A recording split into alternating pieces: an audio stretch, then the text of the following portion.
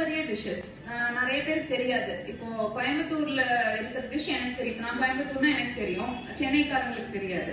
So அந்த மாதிரி traditional dishes வந்து மூணு டிஷ் ட்ரெடிஷனல் டிஷ் நீங்க பண்றதுல பாப்புலர் டிஷ் மூணு.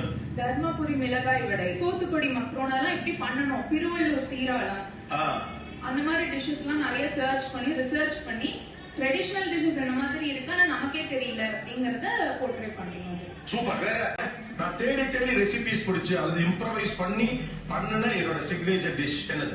முருங்கைக்கீரை வந்து நம்ம அதிகமா சேர்க்க மாட்டோம், பட் உருளைக்கிழங்கு நிறைய சாப்பிடுவோம். முருங்கைக்கீரையும் உருளைக்கிழங்கு வச்சு முருங்கைக்கீரை பொடி பண்ணி அது உருளைக்கிழங்கோட மிக்ஸ் பண்ணி ஒரு பொரியல், அது ரொம்ப ஹிட்டான ஒரு ரெசிபி. அப்படியா? பிளஸ் கல்யாண வத்தல்.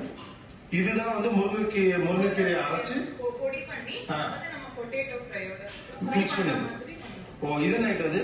இது கரட்டிப்பால். ஓகே, யார் டேஸ்ட் பண்ண போறா? ஒரே ஒரு முறை தான் வாங்க. இவங்க தான் மட்டன் செய்யறத பார்த்துட்டு உருளைக்கிழங்கு சாப்பிடுறவங்க. இது வந்து சுடு சாதத்துக்கு போட்டு நல்ல